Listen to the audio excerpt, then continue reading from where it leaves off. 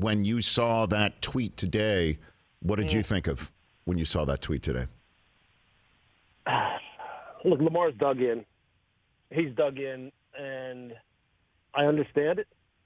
I really do. I've been saying for maybe about the past year, this really does come down to one thing. I mean, to two things, right? Lamar acting as his own agent with an agent's job to maximize cash to the player in a negotiation. What's the job of the team president, the general manager, contract negotiator? Do the best deal that minimizes risk to the club. And now we have a standoff. Okay? Lamar wants to maximize cash to himself. What is the comparable he's using? I know people don't want to talk about it, but some people do. Deshaun Watson looms. Okay? There's no question about that. Out there. There's no question about that, Lewis. I mean, without a doubt. And just one second here, if you don't mind me just jumping in here. I'm sorry. Back here on the Rich Eisen Show terrestrial radio outfit, Louis Riddick of ESPN is here. We already started talking a couple of minutes to him. But you mentioned the Deshaun Watson deal, and there's no question that's looming over this right now. Uh-huh. Right? Yep. It's he is looking at that and saying, listen, I'm not responsible for negotiating that contract, no matter how much the other 31 owners hate it. No matter how much the other 31 owners want to say that's an outlier. That's Jimmy Haslam. That's the Browns, Browning, whatever you want to call it. That's them doing their thing. He's saying, look, it's there, it's done, it's in writing, it's been executed, and this guy can't touch me as a player. That's his opinion. And that would be many other people's opinions. And on top of it, I have nothing in my background that would pose any risk to you in the way it will pose risk to them in terms of my behavior or the way I've conducted myself. So why can't I use that? Why can't I use that as a comparable? Now, there may have been, you hear rumors about there being offers about how much has been offered to him in terms of guarantee, but we don't know what kind of structure it's been. We don't know what the payout is going to look like, what the cash flow is going to look like. We don't know any of that, and none of that's leaking. Why? Because there's no agent to leak it to all the people who agents like to leak stuff to.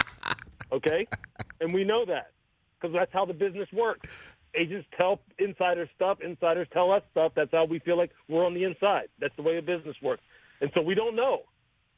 So Lamar is looking at this going, okay, you know what? I've done everything I can for you. I know you constructed an organization and an offense around me and my skill set when I came out of school. I'm trying to evolve. You want me to involve. You got rid of Greg Roman. Todd Monken's in there. You want to take this offense to the next level? I want to take my game to the next level. I'd like to have some more weapons, too. So you go and get me Nelson Aguilar. That's it, huh? That's what it is?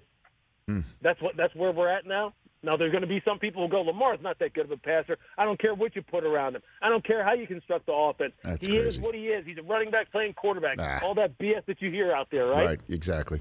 Yeah. Well, he's looking at it one way. The team clearly is going to hedge their bets because they're going to worry about how do we minimize risk to the club, given how he plays, how he has gotten injured the past couple of years. We're not comfortable with that. So we have an old-fashioned standoff. There's a number of different things going on here. But his timing today was clearly a response to all the things that are floating out there that he's feeling as though probably aren't coming from him. But the team may be leaking things to people and putting their side out there. And he's saying, you know what, here's my response. And I'm going to release my response right at the same time that my head coach is talking at the owners' meetings. So take that. Now I've requested a trade March 2nd. I want to get the hell out of here. Send me somewhere else.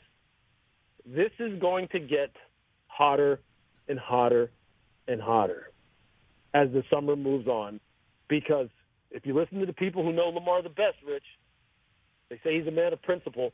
And when he gets dug in on something, he's dug in. And, wow. Coach Harbaugh says, you know what? This is fluid. Things can change. I have a feeling this is all going to work out, whatever. I think he said something to that effect down there at the owners' meeting. Yeah.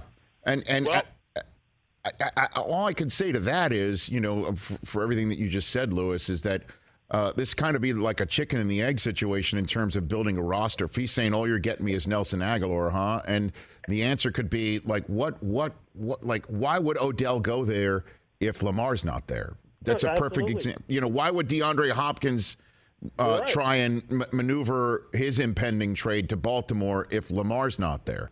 So there's so many moving parts.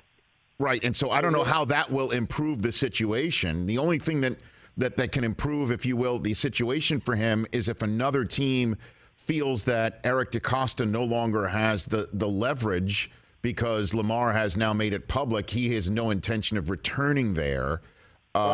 Then maybe somebody reaches out to try and make a deal. Otherwise, the standoff will come down to Lamar saying, "I'm just refuse to play for you. Enjoy Tyler Huntley. I'll just sit out and make no dollars and no cents."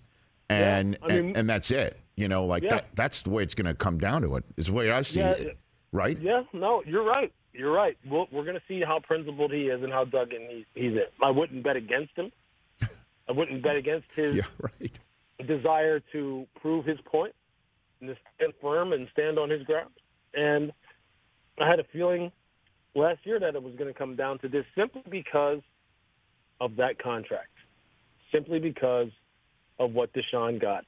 Catch the Rich Eisen Show every single day on the Roku channel, 12 to 3 Eastern, for free.